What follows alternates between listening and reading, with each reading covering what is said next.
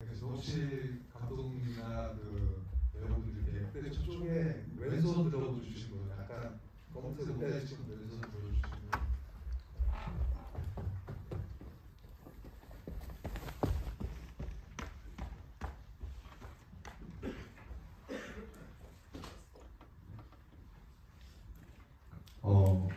제가 이렇게 귀한 자리에 와본 적이 없어서 제가 혹시 질문을 좀 길게 해도 되는지. 왜냐면 그 다른 분들이 질문하실 기회도 좀 있어요. 네. 네, 짧게 좀. 제일 궁금한 부분만 여쭤보겠습니다. 감독님께 영화가 메시지가 저는 다양하게 담겨 있다고 생각해요. 가정적인 부분도 있었고 그 청년 대회, 창업 대회 관련해서 부정부패, 국회의원의 어떤 보여주기식 모습 다양하게 있었다고 생각했고 저는 폭락이라는 영화 주제에 있어서는 사실 포인 사태 하나만 보고 온 관객에게 러닝타임에 비해 너무나도 많은 메시지가 저한테 다가왔는데 감독님께서 의도하신 가장 큰 메시지가 뭐였는지가 저는 궁금합니다. 네, 질문 감사합니다. 메시지가 오히려 많아가지고 관객 여러분들 혼란을 드렸을 수도 있겠다고 생각하는데 보시고 이해하신 게 맞는 것 같아요. 왜냐면은 영화가 시작이 제가 사기꾼 같아요로 시작을 하고 끝이 저 사업가예요 라고 하고 끝납니다. 그래서 아까 초반에 말씀드렸다시피 이 실제 사건이 모티브가 된 주인공이 30대 초반의 청년이었습니다. 근데 이 50조라는 거대 폭락 사태를 만든 것은 혼자 만들었다고 생각하지는 않습니다. 그것을 띄워준 언론도 있을 것이고 그리고 부정수급이나 이런 거를 모니터링하지 않고 무분별한 지원금을 준 또 일부 정부기관의 문제도 있을 것이고 그리고 그런 청년 사업가와 사진을 찍겠다고 또 이용하는 또 국회의원도 있을 것이고 아까 말씀하신 것처럼 그런 것들이 다 한 스푼 한 스푼 곁들여지면서 이 사태가 만들어졌다고 생각을 해서 그렇게 느껴졌을 수도 있을 것 같아요. 그 가산점도 마찬가지고요. 네, 또 뭐 네, 좀 왼손 드신 분. 네.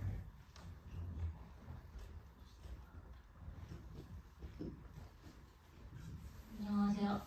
두 가지 질문을 해도 될까요?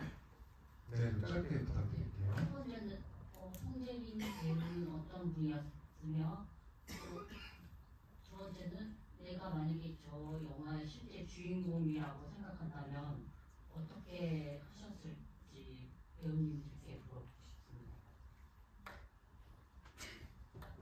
이 송재빈 배우에 대한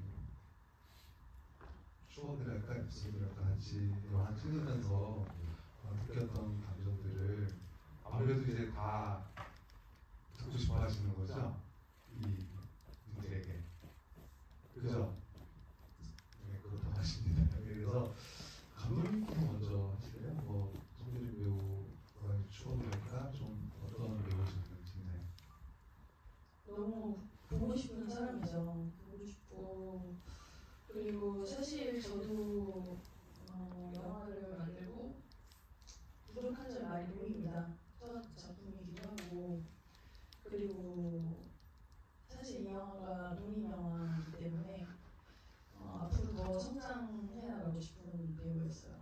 그리고 이 작품을 사실 정말 같이 만들었던 것 같아요. 아까 말했던 현장이 그냥 감독과 배우의 관계가 아니라 스태프들이 저희가 이번에 전반적으로 다 젊은 스태프들이었기 때문에 오히려 현장에서 스태프들이 재림 배우인데 선배님 하면서 같이 그걸 만들어 나갔었고 이 영화를 보면은 이거 아쉽다 자기다 다음에 또 이렇게 하자 저렇게 하자라고 말씀해 주셨을 것 같아서 같이 성장을 하고 싶었는데 너무 아쉽고요. 네, 너무 보고 싶습니다. 네.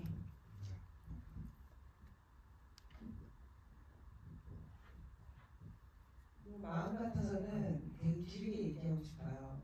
근데 길게 얘기하면 또 울 것 같고 짧게만 얘기하겠습니다. 작품 하는 동안에는 이렇게 좋은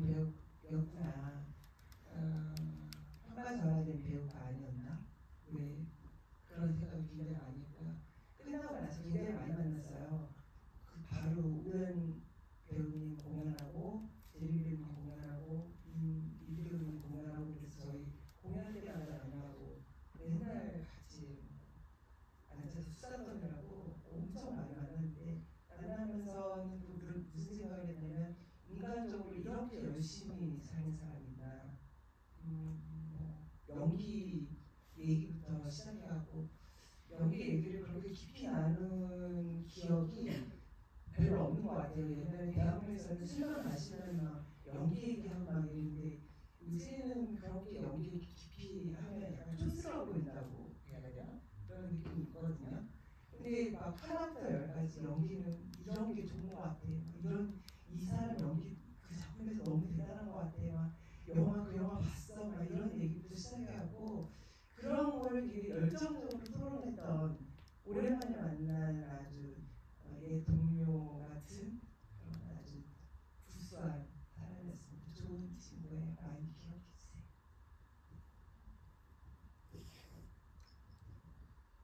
일단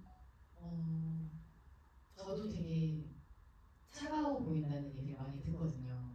근데 재림 오빠도 마찬가지로 얼굴만 겉모습만 봤을 때는 되게 시크할 것 같고 차가울 것 같고 이런 이미지가 있어요.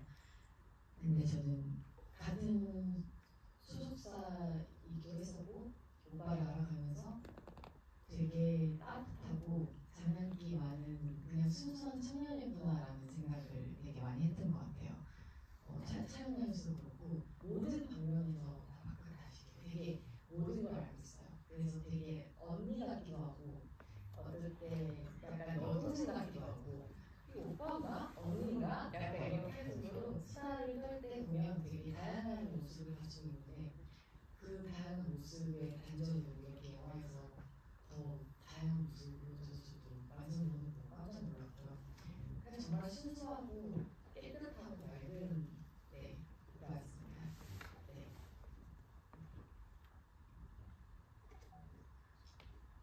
제림이 형은 진짜 말 그대로 순수하고 맑은 사람이었던 것 같아요. 그리고 장난기 많고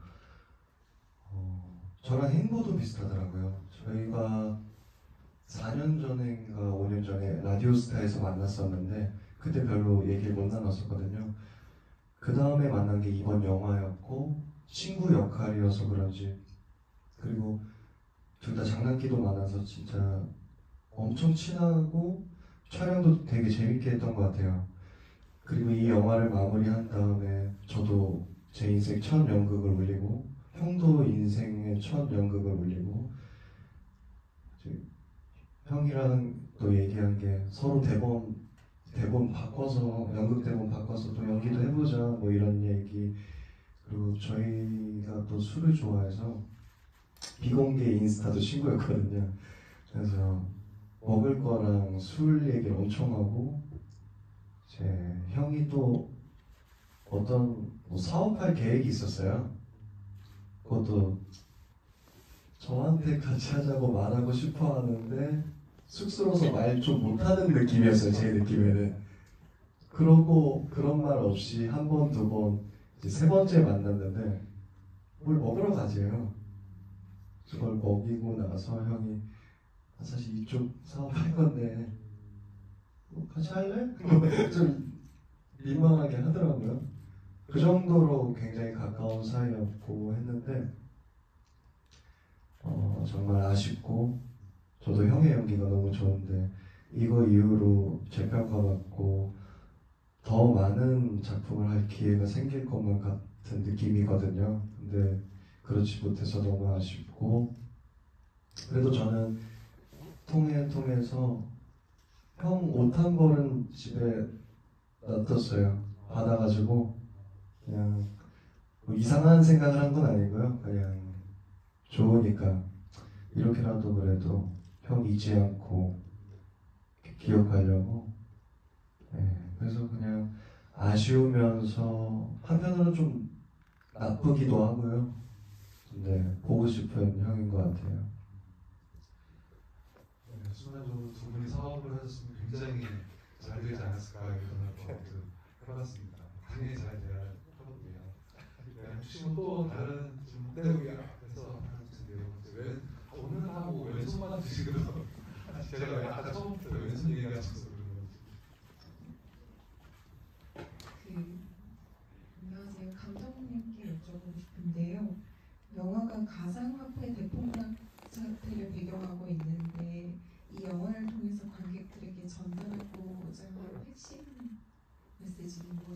여쭤보고 싶습니다. 제가 사기꾼 같아요라고 영화가 시작하고 저 사업가요라고 영화가 끝나는데 아까 말씀드렸다시피 제가 제일 궁금한 거는 이 50조 가상화폐 대폭락 사태의 책임이 지금 미국으로 송환돼서 곧 재판을 받을 예정인 그분한테 제일 크다고 생각하지만 혼자서 이것을 만들었을까는 저는 의문입니다. 30대 청년이 이것을 혼자서 용의주도하게 계획을 해서 만든 것이 아니라 그것을 묵인한 언론, 천재라고 칭송한 그리고 미디어 매체들 그리고 아까 말씀드렸다시피 이런 가짜 창업 행보임에도 불구하고 사업을 다양하게 했다고 가산점을 전 각종 기관들도 있을 것 같고요. 그 거대한 함의를 결국 누군가는 쥐어줬을 것이고 그것을 혼자 만들었다고 생각하진 않습니다. 그래서 영화의 시작이 제가 사기꾼 같아요로 시작을 하고 저 사업가라고 하는 투로 만들었는데 누군가는 이거를 좀 쉴드 아니냐라고 생각을 하실 수도 있을 것 같아요. 하지만 쉴드 아닙니다. 저는 제가 잃은 돈을 생각하면은 사실은 여기에 영화에 더 쓸 수는 없었을까라는 생각에 너무 분한 사람이기 때문에 쉴드는 절대 아닙니다만 그 의문은 있습니다. 30대 초반 청년이 정말 이 50조 폭락 사태를 만든 단독 무대의 주인공인가 하는 질문이 있습니다. 그것을 말씀드리고 싶었어요. 네. 방금 전에 선생님 손을 드신 거죠? 네, 우리 제가 앞에.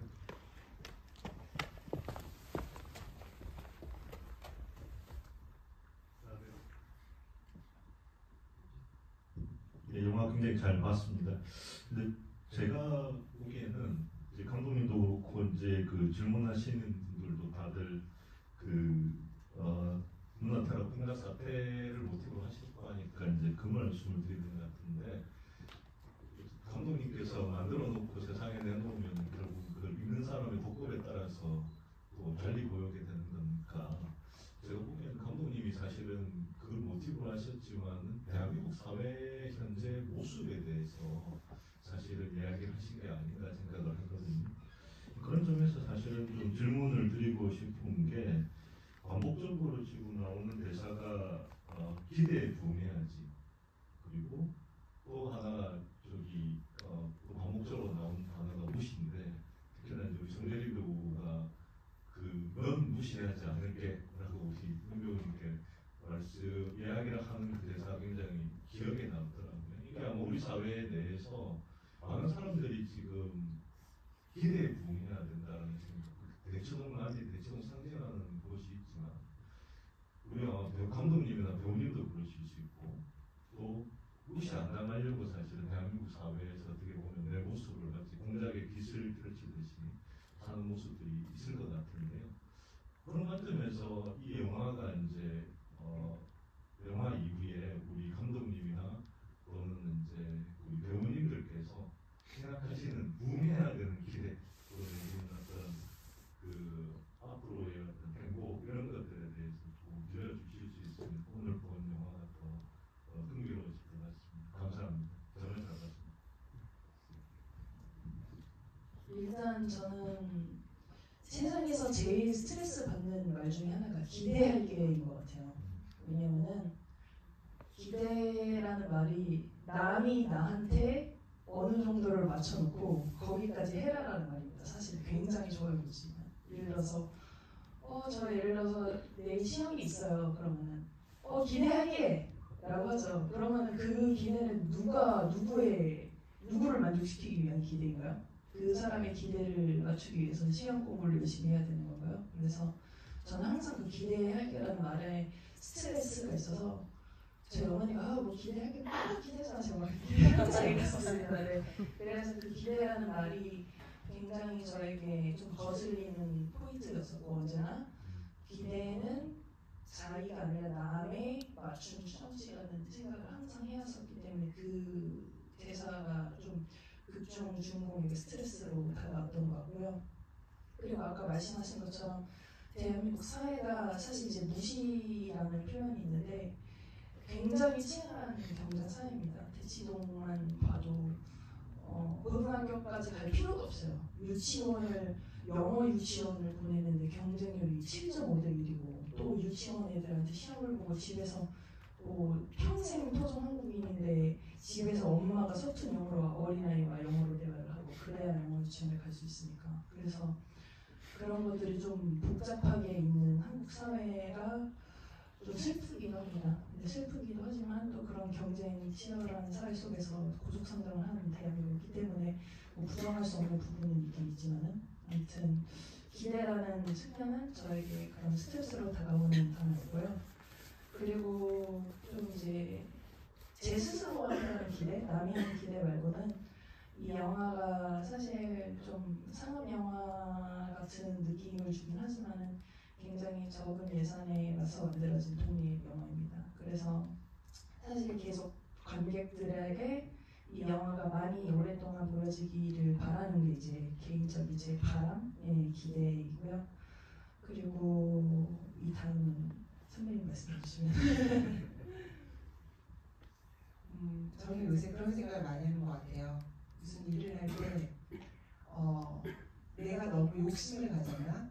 이런 생각을 할 때와 내가 열심히 안 했나?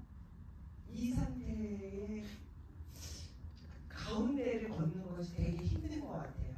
욕심을 부려도 나한테 불만족스럽고 아니면 좀 노력을 안 하고 자기 합리화를 해서 좀 마음을 편하게 가져도 나한테 좀 이게 이제 구조가 만들어 놓은 어떤 자꾸 프레스 같아요. 저한테 만들어 놓은. 요새 계속 공부 중이죠. 찾아가는 단계인 것 같아요. 어느 정도 남의 눈치 안 보고 내 스스로 열심히 하면서 즐기면서 살아갈 것인가에 대해서 요새 많이 고민하고 있습니다. 저도 감독님이 말씀하신 거랑 되게 비슷한 생각을 했는데요. 기대라는 게 내가 원하는 만큼의 기대와 남이 타의적으로 기대를 하는 것은 다르다고 생각을 하거든요. 만약에 숫자로 표현을 한다면 10까지 내가 도달했을 때 이거에 대한 기대를 난 10으로 정했어. 넌 10을 하면 돼. 라고 이렇게 정의를 내릴 수 있는 부분이라면 10까지 가면 되는데 사실 기대라는 단어를 어디든지 갖다 붙이는 건 너무 추상적인 것 같아요. 그래서 나만의 기대를 내가 나에게 원하는 기대를 할 것인가, 내가 남이 나에게 원하는 기대를 맞춰줄 것인가, 사실 이거에 대해서 되게 고민이 많거든요. 근데 되게 어려운 것 같아요. 저한테 제 기준을 맞추기도 힘들고 남을 위해서 만든 기대도 힘들고 그래서 좀 오랫동안 고민을 한 결과 저는 어느 정도 남이 타인이 원하는 기대를 맞춰줄 때 제가 행복하고 제가 만족하는 그런 기대를 하는 삶을 살고 싶다는 생각을 요즘 많이 하고 있습니다.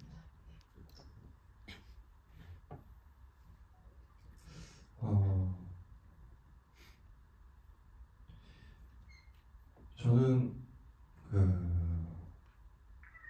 누구의 기대를 위해서 살진 않았던 것 같아요. 그냥 기대할게, 연기 어떻게 할지 잘 볼게 하는데 그런 거를 한 귀로 흘리면서 그냥 제 욕심대로 산 사람이긴 한 것 같아요. 나 이번에 이 역할 어떻게 만들지? 어떻게 해야 이 역할 제대로 소화하지? 이 생각밖에 안 해온 것 같긴 한데 지금 계속 하시는 말씀들 듣다 보니까 제가 드라마를 많이 했는데 한번 욕먹은 적이 한 번 있어요. 어떤 시간적 여유나 여러 가지 여유가 없어서 밤을 새서라도 했어야 됐는데 그 분량이 제가 소화할 분량은 아니더라고요. 그래서 이상하게 연기가 나갔고 그때 좀 욕을 먹으면서 되게 정신적으로 한 6개월 정도 힘든 적이 있는데 그때부터 괜히 더 인정받으려고 더 열심히 한 것 같기도 하더라고요. 지금 생각해보니까 그 말은 즉슨 저조차도 저를 보는 시청자들이나 관객을 위해서 그들의 기대를 위해서 한 것 같다는 생각이 지금 문득 들었어요. 근데 문득 들었지만 그래도 저는 순수하게 접근하는 사람으로 되고 싶은 건지 그런 사람인 건지 계속 그렇게 할 거고요. 이번 영화도 저는 그냥 강지우 역할만 생각하면서 제 전체적으로 물론 저도 이 실제 사건 인터넷 기사 엄청 열심히 찾아봤어요. 그렇지만 제가 맡은 건 강지우니까 강지우가 어떻게 보이는지 제 맡은 역할을 충실해야 되니까 저는 그렇게 계속 해왔고 지금도 여러 가지 생각이 들지만 앞으로도 저는 계속 제 생각을 밀고 나갈 것 같아요. 네, 기대에 대한 각자의 생각이 다르신데 확실한 부분은 이 영화 흥행에 대한 기대는 다 똑같은 마음인 것 같습니다.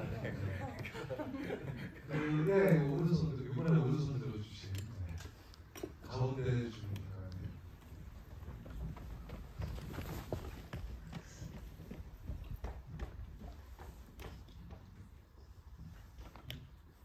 네, 안녕하세요. 무거운 주제지만 딱딱하진 않게 재밌게 영화 잘 봤습니다. 저 감독님께 궁금한 게 있는데 루나 사태를 좀 겪었다고 하셨는데 이 사건을 겪고 영화를 찍겠다고 다짐을 하고 이제 영화에 대해서 조사를 하고 주변 인물들이나 관련 인물들이랑 대화를 좀 많이 해보셨을 거잖아요. 그러면은 그걸 통해서 좀 새롭게 알게 된 점이나 아니면은 해당 등장인물이나 그 사람들에 대해서 혹시 새롭게 느낀 감정들이 있는지 궁금합니다. 비화에 대해서는 조금 공개적으로 말씀드리기 어려운 부분은 있는데 새롭게 알게 된 감정은 장본인의 가족들에 대한 거였어요. 예. 많은 사람들이 그 당사자의 행보에 집중을 하고 미국으로 가냐 한국으로 가냐만 좀 집중을 하고 있었던 것 같은데 오히려 당사자의 아버지 그리고 실제 당사자가 아내가 있고 딸도 있습니다. 딸 이름이 루나입니다. 루나. 검루나입니다. 그래서 네 대폭락 사태가 있기 한두 달 전에 아이를 출산을 하고 이렇게 된 것으로 알고 있는데 그 가족에 대해서 좀 복합적인 감정이 있었던 것 같아요. 어떤 감정이면 이 사람들은 벌 안 받나 하는 생각도 든 동시에 이 사람들은 어디까지 알았나 하는 생각을 좀 개인적으로 했었고요. 그럼에도 불구하고 좀 가족의 얘기는 담지는 않았습니다. 영화에. 예. 그래서 아마도 지금 당사자의 이슈가 워낙 핫하다 보니까 기사로 접하시겠지만은 한번 관객 여러분도 이제 저희가 사건이 있으면 인과라는 것이고 그 인과 안에 되게 복합적인 연결관계들이 있잖아요. 그래서 한 번은 그거에 대해서도 생각을 해보면 좋을 것 같아요. 이 당사자가 이런 선택을 하고 거기에 탑에 올라가고 이런 괴물이 저있기 전까지 그 주변의 인물들은 어땠고 남겨진 인물들은 어떤 것을 하고 있는지 주목해보셔도 좋을 것 같습니다. 네, 저희가 질문을 더 받고 싶은데 저희가 약속한 1시간이 거의 다 돼가지고 이제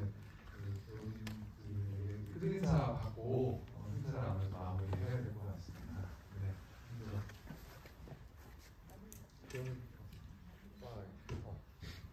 네. 오늘도 이렇게 추운데 이렇게 많이 와주셔서 감사해요.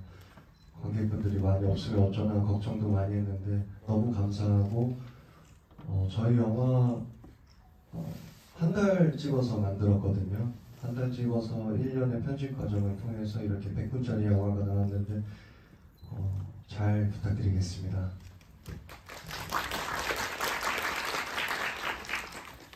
네, 저는 영화를 찍기 시작하기 전부터 감독님이랑 많은 대화를 하면서 이렇게 영화가 완성이 되고 나올 수 있었던 건 정말 진짜 감독님의 정말 수고와 열정과 노력이었다고 생각을 해서 저는 이 자리에서 꼭 현지 감독님께 정말 감사드린다고 말씀드리고 싶고요. 그리고 되게 영화 보면서 생각을 했어요. 이건 제 그냥 개인적인 생각인데 지우가 스테이크를 처음 먹을 때 너무 맛있다. 나 이거 평생 먹고 싶어라고 얘기를 하잖아요. 그러고 나서 시간이 되고 나서 같이 왔을 때 예전에 그만 같이 나는 거의 10년 나잖아요. 오늘 한 번에 갑자기 오늘 저한테 먹는데 그 장면을 보면서 나도 어릴 때 먹었던 식당에 갔을 때 너무 맛있어서 어린이집에서 찾아갔는데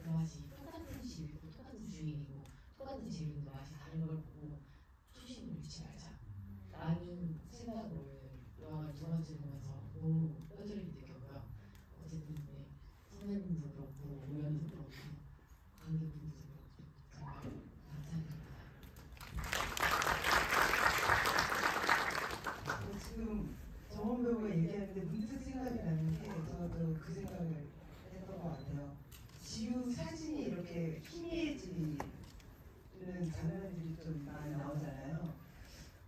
내가 인생을 살면서 내 주위에 가까운 친구 중에 희미해진 사람이 누가 있지? 라는 생각. 그러니까 되게 가까웠는데 내가 이렇게 삶이 좀 바빠져서 이렇게 희미해져가 있는 사람들이 누가 있지? 라는 생각을 하면서 연락 한번 해봐야겠다. 혹은 가족들한테도 조금 더 신경을 써야겠다라는 생각을 많이 했고요. 그리고 어떻게 생각하면 좀 같은 의미이긴 한데 오늘 이렇게 GV 오늘 오신 분들 이렇게 쳐다보는데 되게 감동스러워요. 위에서 보면 되게 이렇게 같이 웃어주시고 리액션 해주시고 그런데 진심으로 감사합니다.